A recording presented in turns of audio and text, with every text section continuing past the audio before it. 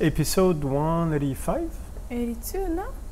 82. Yeah. Before we so start, 2,635. we got lost again. Before we start, I want to apologize for me screaming at the dog. I was listening to the podcast with the earpods in, and I jumped myself. I was like, "Whoa, what's that sound?" I was supposed to take it out, let's be honest, but I was editing at 7 o'clock at night. I had spent the entire day doing edits and post and shit. I forgot. So, but I just wanted to say that even I jumped from my own voice. Right, like, so Jesus, I'm that's loud. not the way she is at all. It was completely a one-off. She's never like that. Never. Very calm. Extremely calm. Extremely, like, she doesn't bark or jump at things ever. That's why she's a good CrossFitter, because she's so calm. Anyway. Okay. So episode, 2,635. And what are we going to talk about today, love? Well, so in the next podcast, so episode 183, I will explain where I have a very precise idea where I want Strongfit to be in 2022. And then the seminars we're going to do, I'm going to change the format a bit because it's been over 5 years now. And I want to establish I don't want to say a system for Strongfit, but something very concrete that I can offer to gyms and coaches and even yourself. But I want to be able to offer an A to Z kind of thing, which means like I explain the concepts all the time, the principle, everything, but how do we apply them? I want to give you that. So it's going to be like how to make your assessment, either yourself, your people, group classes or whatever, programming, but dealing with anxiety, dealing with performance, like a very concrete Strongfit experience, which has been mostly conceptual till then, right? And so I was thinking about that and how I'm going to phrase it and how I'm going to do it. And I stumbled upon a podcast that I thought was very, very interesting because it framed things and people in an interesting light. And he also answered for me a very important question in a sense. Is like, how are we dealing with the world when it goes back to normal? Is it going to go back to normal? What's going to happen next? And as gyms, what do we do? Because I am worried about the equivalent of the Amazon.com trying to take over gyms, which I think would be a disaster. I think more than ever, people are going to need the small gyms, like the hipster coffee shops of gyms to be able to move forward. So I saw that podcast. He was from the owner of On It, and he had with Mattias. I can't remember his name. Mattias Desmet, and the podcast is from Aubrey Marcus. Aubrey Marcus is the owner of On It. Can look it up. Yeah, but I'll put the link in the description. Perfect. Yeah. He's the owner of On It, and then the dude, the Belgian guy, is a doctor in psychology, but he's also has a master or doctorate in statistics. Yeah, he's a master in statistics. I mean, he's a mathematician basically, and so he was offering. First, as a statistician, if that is he a statistician or he has a master's toward mathematics? Because statistics is a different branch of mathematics, technically. Anyway, he was looking at it because he could not understand why the pandemic was being handled the way it was, because no one was willing to do a study of the cost of the pandemic, the cost of the lockdowns. To give you guys an idea, we were talking about that in Holland. During Congress. In Congress they wanted to do research what the effects were of the lockdown. So think, for example, the effect on children, depression, suicide rate. So imagine in Congress, right? They're offering to pass not a law but something so that a proposal, so those things can be studied. And one of the proposals, well, how much is it costing for us to have those lockdowns? And it didn't pass. Like the whole thing got scrapped. The whole thing, which means they are not studying like the numbers of suicide, overdose, depression, anxiety, the cost on businesses. Like none of this will be tidied up. Development of children, losing 2 years of socialization in school, which is insane. Yeah, and that's also what he's saying. There has never been a statistic that compare the minus versus the plus, which is the first thing you do when you consider a certain decision, is what's the minuses, what is the pluses. So it's insane that they haven't done that, right? And we can't even talk about it. If you look, like the US has since the start of the pandemic, is at 100,000 overdose, which is a huge increase compared to the normal one in a two-year period. Suicides are going through the roof, and yet it is never talked about because it's never looked at. And he was like, it is borderline insanity that we could go into lockdowns offering it like it's the only way forward without even looking at the costs. Yeah. And that's exactly what's happening. And so we were talking about Holland because US, France, Holland, all the countries in the Western society right now are refusing to talk about the cost of the pandemic outside of death. Yeah. Of all people, mostly, and or people with comorbidities. I think in Holland they don't even count death anymore. They just look at how many people are in hospital. So now, at first it was death. Now it's not even how many people in hospitals, because they don't even do that. Now they look at how many cases test positive. So you have the Omicron variant that is coming. That seems to be a very mild variant, but it's far more contagious. But that's usually how viruses develop. They become less rough on the body because if you kill the host, you can't spread. So most viruses increase in contagiousness. No, there's a term for that. They become more contagious, but they become less virulent, less dangerous to the host. So that's what we hope for that one, right? That the Omicron variant is actually a very mild version. But if they all stuck on saying no COVID, then we're never gonna get out the lockdowns, because we have to understand that COVID is here to stay. We will get that virus forever now. It's part of nature, except it's going to become milder and milder and more contagious, like the flu every year. That's what it's going to go toward, maybe a bit more aggressive because it was made in a lab. But I'm joking, but I'm not joking. But it's going to here to stay. So if governments just start to do their insanity that they're doing right now and go like, we cannot have any of that virus, then we're going to be locked down for the next 10 years because it's not going away. But so in that podcast, that doctor, because the guy is doctor in psychology, was also trying to explain why it's happening. And why people are reacting the way they react. Why are they reacting the way they are reacting? But what I found fascinating about the podcast is that he was talking about the situation right now and situation in the past, but I'm going to draw that parallel to that, to us in the fitness industry, because I believe, for example, that the reaction to COVID was the same reaction in a way to CrossFit.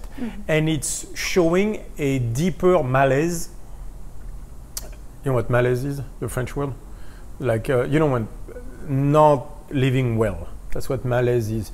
It's like, you know, you just don't like how you feel. That is deep-rooted in Western society right now. That is at the core of the issue. Like an unease. Unease, that's what malaise means. An unease that is at the core of the issue. So I want to talk about that a bit. So long story short, because you can watch the podcast and I suggest you do. Yes, and the guy has a great Belgian-Dutch accent. It's awesome. Very much so. Like if you think I have a French accent, wait till you hear his. Can't speak English. Anyway, long story short, he was saying that what we're seeing right now with COVID is he called that basically mass hypnosis. To get mass hypnosis, what do you need? You need people that have, and I love the expression, a free-flowing anxiety. I love, that's a term I'm gonna steal. What he meant by that is like people have that malaise and unease, that constant free-flowing anxiety that they cannot pinpoint directly to something. And what is the cause of that free-flowing anxiety? Right, so let's start with that. So he does not explain necessarily what it is, but I have my views on it. So if we look at what I talked about for the last few years, why do I think that malaise exists? Prediction versus observation, which means you think your life going a certain way and then you realize very closely that it doesn't. The prediction is created mostly by priors. Most of your prediction is not your way of thinking, it's your parents, your culture, your environment, right? That's the seventh hierarchy, the default mode network. This is really where society's influence tells you this is what your life should be, will be, and that's how you'll feel. And so Western lives has given us an idea about life. And then at some point, once we succeed in that life, we look and we realize, I still don't like it. I don't get it. It did not bring me happiness. And that becomes a huge problem, right? And so when you struggle, you're poor or whatever, you have something to aim for. So you don't have that necessarily that anxiety because you're fighting for it. You have a different kind of anxiety, like I can't make it. But once you make it, and it's going to relate to what we're going to talk about later. It's going to make sense in 1 second. You're left with that feeling of, I've done everything you told me to do. I have the wife, I have the kids, I have the job, I have the money, and yet I have no meaning in life. You see that in that book that I talked about in a podcast way back, called, the name of the book was called Bullshit Jobs. Yeah, that's also what he mentions it, yeah. And it's a fascinating book written by a British guy. I made a podcast about it because it's fascinating. He was saying that 50% of people, but in the white collar world, you know, corporation, like that kind of jobs, 50% of people thought that if they left their job today, it would make no difference, not just in the world, even in the company. So that their job mattered zero to the world, but even to the people around them. Like what they did not have any importance, therefore had no meaning. So they were making a lot of money on a job that has no meaning. And that was murdering them on a psychological, on many levels. Okay, and not. If you look perception versus observation, there would be a massive gap between the two, yeah. Which, as I explained, is the foundation of anxiety. Yeah. So you take that. Why does it matter? Because you're going to see the white collar, right, being far more influenced in their reaction to the vaccine. And that's exactly what you see in the US. In Austria, they started a lockdown for the unvaccinated. You know who was blaming the unvaccinated for everything? The white collar, the richer people. The higher social class. The higher social class. When the lockdown started, I was so surprised to see so many people jump on the bandwagon of, remember hashtag stay the fuck home. And I could not understand how those people were accepting it. But the fact, now I get it, they all hated their lives. Mm-hmm. All the people that were like stay the fuck home were people with secure jobs that could work from home, did not want to go to the office because have no meaning in what they do. They hate what they do, they just do it because it brings money and they don't want to start from scratch because they're a bunch of pussies. Yeah. And what I also found very interesting is that sort of that free-flowing anxiety, what now gets a purpose. You know, it's that. Right, well, we're going to get to that. Okay, we're going to get sorry. to that. But first, we're explaining. Exactly. Sorry, but we're explaining why the free-flowing anxiety. Then, so you take that social class, where the first one of blaming the unvaccinated. You see that in Austria. You see that in the US. You see that everywhere. Yeah. Then you add, for example, social media that makes you pretend that you are connected, but you're not. So you see that on the younger people and everything. Mm-hmm. And you're going to have a number of people that have that free-flowing anxiety that the guy talks about. Yeah. And why is that dangerous? Yeah, but what I see a lot about younger people, especially who are more online, is that they're just so disconnected. Like they don't learn any vulnerability at all. Right, that's the biggest problem with social media, is you're never yourself. You can't, like so a real relationship, you have to be vulnerable. You have to be able to make mistakes and to ask for help to the other, to say, oh man, I don't feel good today. All those things, which is the opposite of what Instagram is doing, where everybody is always happy and smiling, like in those CrossFit pictures where people are snatching, always smiling and so happy, and they only show you the PRs. Like it wreaks havoc into teenage girls because they don't like their body, they don't feel good, they don't know what the fuck their life is gonna be, but they're supposed to be happy and go kumbaya with everybody else, and it's not working. That's Facebook. Like the kumbaya only leads to more problem. So why is that free-flowing anxiety so dangerous? Prediction, observation, right? So the somatic error on top of it, I know that from my studying, is once you reach a certain level, it has a snowball effect and it deregulates the system more and more and more and becomes super dangerous on top of it. So why is that a problem? And that's the point he was making, like historically, and it's a very known psychological thing, that people that go through that free-flowing anxiety at some point will need to focus that into a righteous war. Mm-hmm. Because they have no meaning in their lives, so they're looking for a meaning, and the meaning, where are they going to find meaning? They're going to find it in a war where they're the heroes against a very clear enemy with a very clear path toward defeating the enemy. Mm-hmm. So COVID gave you all that. The very clear enemy is the virus. The very clear path forward is a vaccine. And then you need someone to blame. the unvaccinated or the poor people or whatever. And that becomes so easy to do. So every single time you see those mass hypnosis movements, so those cultish behavior, you see a righteous war by very anxious people, right? In Western society, usually that they do actually fairly well, right? They actually hate their lives at home and at work. And they're going to focus that on a righteous war that has a clear path forward where they are told what to do with a clear hope that everything is going to be better, even though it's bullshit, and someone to blame. Yeah. Right, so... And they're just looking for a purpose.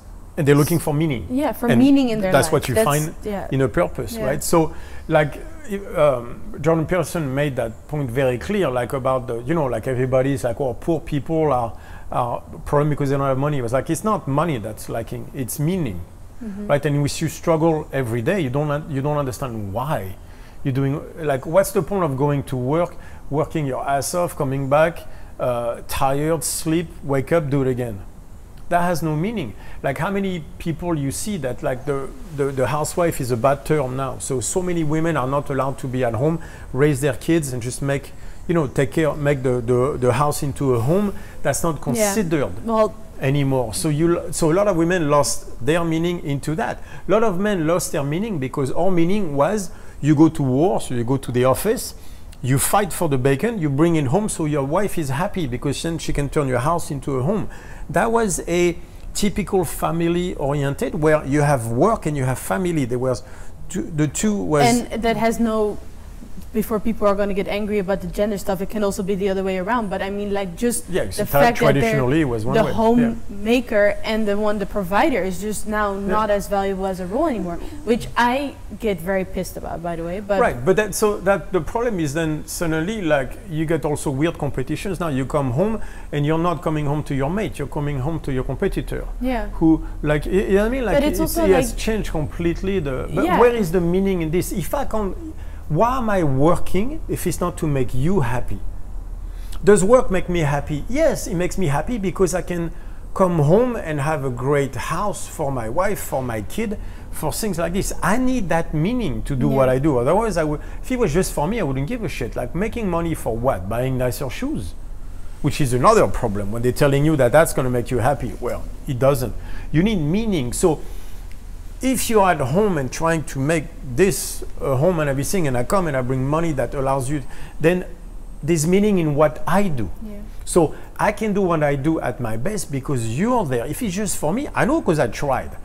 It doesn't work. I need meaning, and meaning is let me go work hard so I can bring you something that you're going to transform into something beautiful, a home.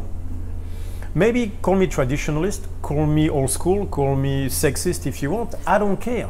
This has meaning to me. Yeah, but I mean, that has nothing to do with sex. With the gender, as in sex. That well, if I was second language, don't bully me. Don't bully me. They all understood, but it's my second language. Stop. Right, that's why. Like, okay, now she's read. So the longer you take to recover, the more they're like, what are they talking about here? Like, oh, you're doomed now. Are we going to do that podcast now? No. Still not. I'm trying. I want to do a podcast after dark. She's refusing. Anyway. Stop. If I was the one that was bringing home the money, I would want you to be happy with it. I would want you to I mean, they understand, like, for example, big, you're 21 and being a housewife right now makes you happy. Yeah. There's nothing wrong with that. Why are we? Anyway, that's another conversation. And it's also like, if you say as a woman, like, my dream is to have a kid, people look at you like, that's obvious, right? I'm like, well, is it? Is it raising your kid, being there for your kid obvious? Right, but that's the thing. Is having a kid but not work 60 hours a week and having the nanny raise the kid. Raise the kid yourself. Maybe you should do a podcast on that one because it's a very interesting topic, because having a kid is one thing, but raising a kid is a whole other thing. Yeah, like, I know that by experience. Right? So anyway. So the longer story. But the point of all this, and again, watch the podcast, it's not that long, but he'll make the point that the response to COVID was that righteous war that some people went into it because it allowed them to focus that free-flowing anxiety into a solution. What was fascinating, he was saying there's about 30% of people that are just gung-ho on that one. Like they have their own reason for all this, but like they're sold on it and they're ready to kill unvaccinated people, or at least put them in camps, like in Australia, or lock down or stay at home. You're responsible for all of us being sick, even though it's been shown that vaccinated people can give the COVID as well. So, but this has nothing to do with science. No. This is a psychological war. This is a religious war. That's what this is. About like a Muslim versus Christian. That's where and it's the same process. Yeah.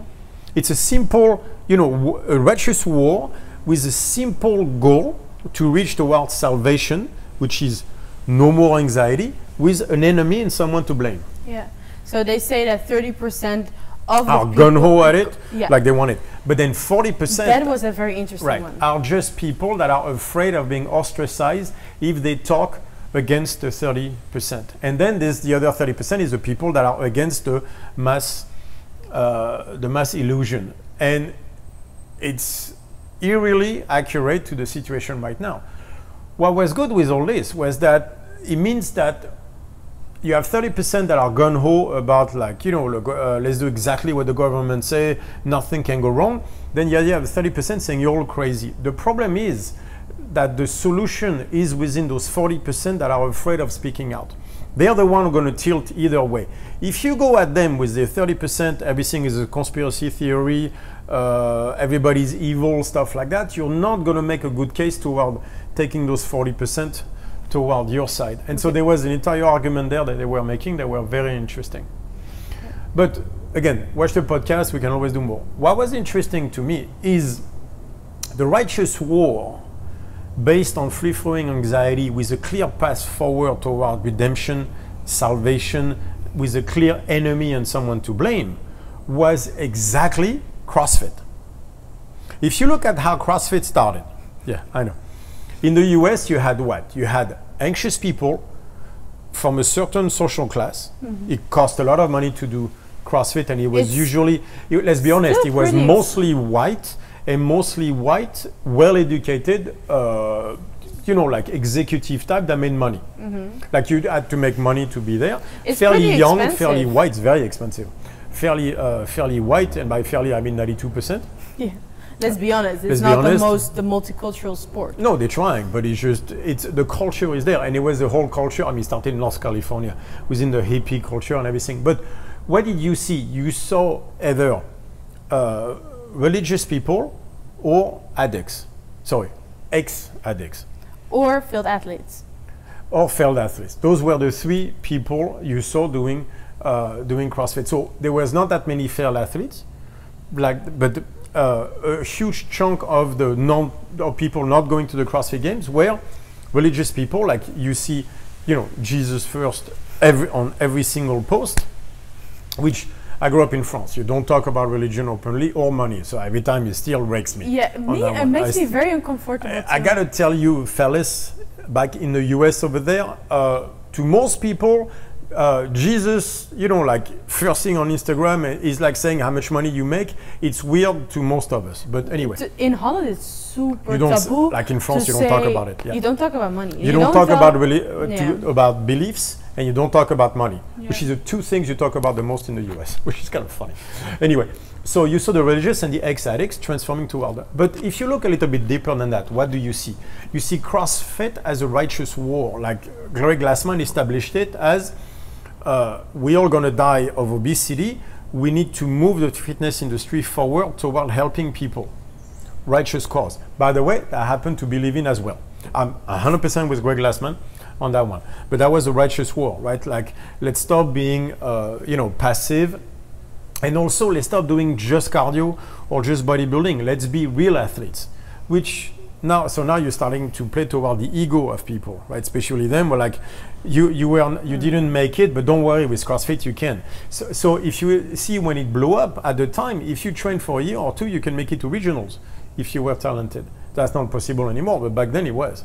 So a lot of people started to go, all you had to do was to train super hard, and look at CrossFitters. They want to train 6 times a day. They have a righteous war, right? With a clear path forward. you have 21:59 pull-ups and thrusters.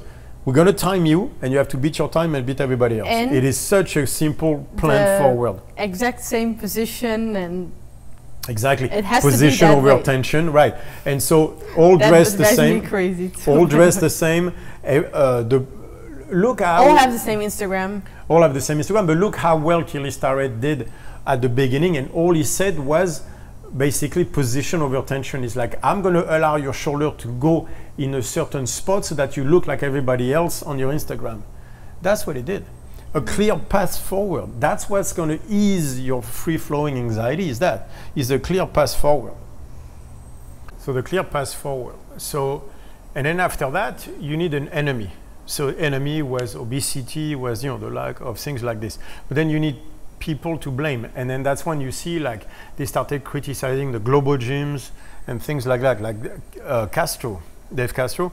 You don't know that time, but he was the guy who was programming for the CrossFit Games. He was in charge of the CrossFit Games. Was just kept blasting global gyms left and right for no reason. Their favorite game at the beginning was to blame global gym people for everything, saying like it was stupid to train in a gym where I know Bill Kazmaier, the god of strength, trained in a global gym. I mean, I talk plenty about that, but there was no reason to alienate all people in global gym. There's still 90+% of people that train in global gyms. Like, and then they had literally T-shirt that says, "Your workout is my warm-up," or "My warm-up is your workout." And then they say like, oh, everybody is talking shit about CrossFit and everything, where they were the biggest shit talkers. Trash talkers ever. Like I didn't see people in global gyms having T-shirts saying like CrossFit sucks. Your workout is my warm-up. Like I mean, I know a guy who said something like strongman is like CrossFit for men. There might have been a T-shirt saying that, but that's another problem. But that was one guy, me. But otherwise, so you could see how the path forward toward dealing with anxiety have the kind of cult it can create. So now, don't get me wrong. So you see it in smaller sizes and you see it in bigger sizes. Don't get me wrong. Is CrossFit a cult? Yes, it was. Was it a good cult? Yes, it was. Because at least it made people train instead of doing the stuff we do now. But the process is the same. Yeah. So it's just, I think more for you to say that it's like a smaller size. It happens exactly the same process as in the bigger size. As he talks also like about the hypnosis. That is kind of a hypnosis. It's an hypnosis system. Can you explain a bit about that? What it shows you is that this was always going to happen. Yeah. That it was growing in places. Look at wokeism, like the woke thing. That's a new religion. That follows exactly the same path. So who do you see in that? Those teenage girls that are, becoming trends. Like that's the same war of teenage girls that have no history of body dysmorphia. Like if you look at the trans culture, right, from the transsexuals, usually you see mostly boys, high percentage, over 90%, having body dysmorphia of 5 and 6, and going through. Out of that, a huge percentage, 80%, will be gay men. And then out of what's left of all that, now you have the real transsexual people. Yeah. What we have in the last few years is girls, which is rare. Teenage girls with no history of body dysmorphia saying now they're trans within the same group of friends, which is statistically impossible. So, but what do you see? You see a righteous war. I want to be who I want. Right, because of that anxiety that I have about my own identity, my own body. Which is very normal in that age to have. Teenage girls never feel good. I'm raising one. They always, the insecurities are through the roof. Usually they hate their bodies. So you have... I just also think that social media makes it so much more difficult because, it used to be a classroom where you had 10 girls that you can compare yourself to and 10 boys that you might like or they might like you. And that's your world. Or maybe your entire high school. 50 max. Like exactly. That you actually know. Yes, that you actually know, and then you have some maybe family that you can compare yourself to. But now there's endless types of girls, and that look a certain way, or that look at women. Like they look at women of 25, 26 with certain type of bodies, while they're 16 and still developing, and they're just not grown yet. You know what I mean? Like, and they have acne, and they have insecurities, and their puberty. body. It's puberty, but it used to be so more small because it was no social media, and now it's constantly. It's too big to the anxiety amongst teenage girls is so big. So, and I think that's what you also a little bit mean with the woke. They need to find a place where they fit because they want to be progressive. They want to be but they need the right and they need to be, but they need to be then in their head a certain specific that fits within that to fit within. But necessarily, that because that's the key. Is so what all this tells you is that the most free-flowing, the most anxiety you have that you cannot pinpoint to a thing, right? The more you're going to look toward the righteous war. Yeah. And the righteous war is always the same. It starts with a righteous purpose, like being free, freeing myself from here, a clear path forward. Oh, I'm a man. So that's, for example, in that case, that's a simple stuff forward, and someone to blame, the patriarchy. Yeah. And that becomes, so for the girls saying like I'm unhappy or whatever, they're gonna go wokeism, a righteous war forward. We need everybody to accept everybody. By that they're saying I need to accept myself. That's what they're saying, really. So if I can't accept myself, then you need to accept me. That's the righteous war, right? The path forward is clear. Everybody needs to accept everybody. Who's to blame? The oppressor. White men usually, and then you move forward. You see the same pattern every time. It's a religion. Then the same thing applies, that there's 30% that's extreme on one side, 30% that's extreme on the other side, and then there's that 40%. And that was a Me Too movement. Yes, and what spoke to me in that 40% thing is that it's so important that when you're in that 40%, and I believe that I'm in that 40%, that you speak up for what you think. Because there can be a middle between something very extreme on this side and something very extreme on that side. But there's no real representative because that 40% is just flowing between. But that's the problem with cancel culture, and that's what cancel culture exists. Cancel culture exists to make sure that 40% do as it's told by the 30%. So the people are like saying you're crazy, they're going to be made into Trump voters, anti-vaxxers, transphobic, homophobic, all that stuff. Yeah. They're going to be canceled. What? So that it's not about the 30%. They don't care. Like that's why like a lot of them don't even talk about Republicans anymore, because they don't care about the 30%. They just want to cancel them and put them away and go be with your own people. Cancel the competition, basically, right? No, but what they want is they want to influence the 40% into shutting up. What they're doing really is telling the 40%, you do as we say. So they're going to sacrifice the 30% to get the 40% to not speak up so that they can have control. Yeah. But so what all this tells you is that there always was going to be lockdowns and things like this. If it wasn't this virus, it'd be something else. But you see that play into different places. It was bound to have a big one sooner or later. It needed to explode somehow. Which might be better than the gender class race war that they're building up to have in the US, which is the same thing. But which is also such a complex thing, because there is such a big truth in what they say, but they just go so extreme with the cancel culture that is righteous war. Look at the Catholic Church. Look at the 10 Commandments. Thou shalt, don't kill. All right. Don't steal. Okay. Don't try to steal your neighbor's wife. All that shit, like, it's hard to go against that. You go like, okay, most of it. I agree. I agree with most of the commandments, right? But how come then the Catholic Church murdered so many indigenous people? Yeah. Words are easy. It puts righteous war into a framework, which you need because the war needs to be righteous. So you're going to put righteous words with that war, which is wokeism at its best. But its action is a war. It's ugly. It's violent. It's a war. You cannot have a righteous war. A war is always ugly, always. So they put nice words like all religion on top, but then the actions are very ugly because they have a common enemy and a clear path forward. This is how Stalin wiped out 40 million people, 20 million. Mao, 40 plus. Hitler, 6. That's the same behavior. We were always going to end up with this type of situation because of that free-flowing anxiety that is in Western society that I've been talking about for years. Yeah. Okay, but what does that tell you? That tells you whenever we go back to normal toward when it comes to vaccine, all that stuff, that anxiety is going to have to go somewhere. So we have two choices. We let it build into another righteous war, which is the race, gender, class war that is building in the US right now, or we start to deal with anxiety. How about that? That free-flowing anxiety, we can do something about it. We can. That's been my whole work. There are ways to deal with anxiety. This is, and I said that before and I'll say it again, this is why I believe people, trainers, coaches are the chosen people. We can help people deal with anxiety. And if we don't, that's what we're going to see. If this is nothing compared to where this could go. If we follow the race, gender, class war of the US, this could be so bad.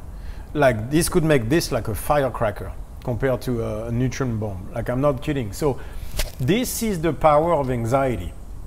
How far it can take. If you build anxiety high enough, it will condensate into a religious, cultish war, whatever you call it, because it is the only way at some point to deal with it. You need an enemy, you need a righteous war with a non-enemy and a clear path forward. Mm-hmm. And if you see that in training, you see that like when people say, give me a program or whatever, they're so anxious about programming for themselves, they need a clear path forward with a goal and and an enemy against it. And you see this, that's how you deal with anxiety. But that's because of a lack of meaning. So why do you have a lack of meaning? Because of a prediction versus observation. So now there are ways to deal with all this. And that's what I want to do. I want to teach people how to train better so we can deal better with anxiety, because to me, in this world, that will be the main way of getting out of anxiety is through action. And training allows us to have a better control of that action than almost anything else. Mm-hmm.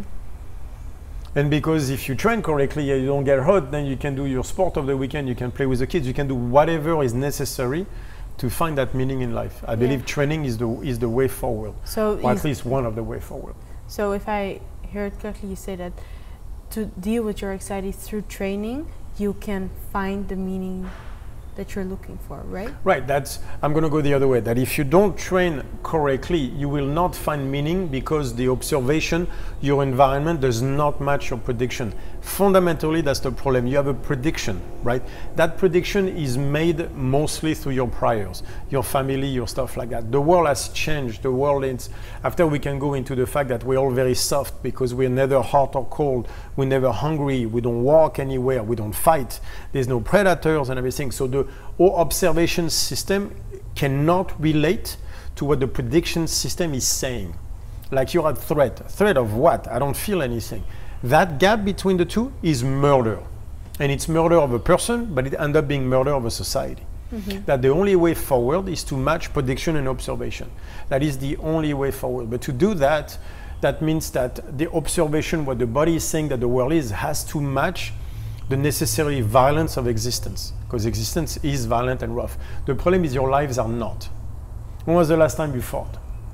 When was the last time something truly challenging physically happened? And I believe that's why CrossFit worked so well for anxiety and stuff like that, outside of the clear path forward. It's because it was so fucking hard. It hurts. But once you've climbed that hill, you've earned your way forward. You feel proud of yourself. Now you have meaning. You don't do things because they're important. Things are important because you do them. That is a fundamental thing people need to understand. The more energy you spend on something, the more it means to you. Meaning just means spending a shit ton of energy on something.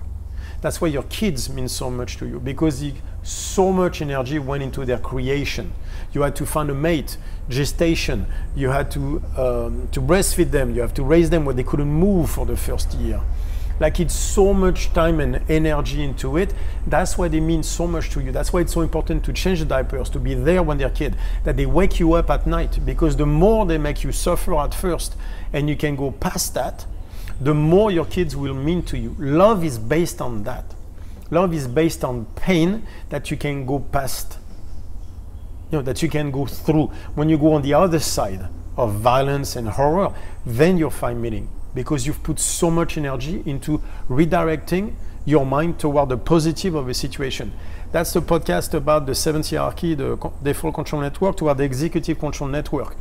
Negative turn into positive. What is that? It's putting a massive amount of energy where your body tells you not to, and finding a reason to move forward past that with the kids or whatever. That's where meaning is. It's in that expenditure of energy, and that's what CrossFit is. That's what training is. It allows you, that's why I always said, at the end of the parking lot is a better version of me. That is the meaning. That's when you find meaning. You find meaning in that action. Is surpassing yourself. That's what Nietzsche talked about, noble purpose. That's what he talked about. It's an existentialist view of the world. The world is a violent, dangerous, mean place. But you find a noble purpose in trying to go past the basic instincts into finding something noble. That's what meaning is. Yeah. But it is not the purpose itself that matters. It's the way to the purpose. It's the energy spent on that quest of the purpose that gives you meaning.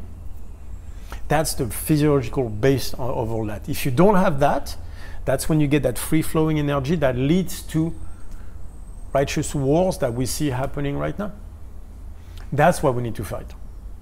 Because otherwise, the consequences are dire.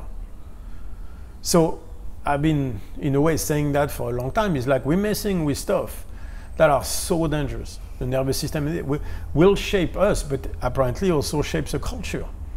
We're putting in vaccinated, and more than that, in camps. In Australia, they put that, I posted the stuff, that lady that was not even, did she even have COVID?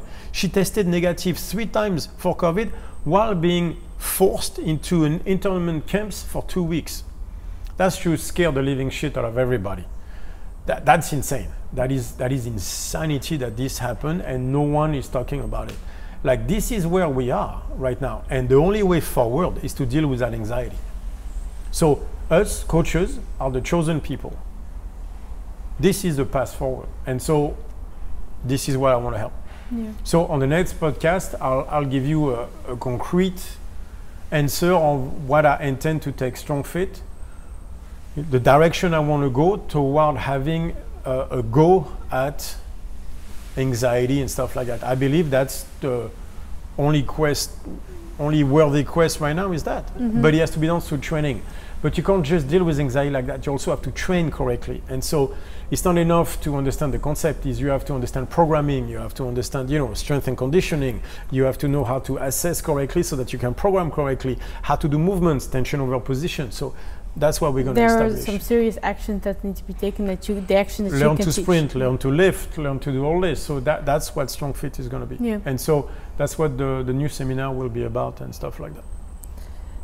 Yeah. Anyway, let's follow this into the next podcast. And please, and then I'll explain better. Listen at least to the first 45 minutes of that podcast. It's a good podcast. I'll put the link in the description. That guy is extremely intelligent. It's a very interesting thing. Mattias, I think, was a professor. Yeah, it was very, very. It's a very good podcast. Yeah, and he explains it super well and thorough and great points. Next podcast, we'll finish that. Bye, everybody.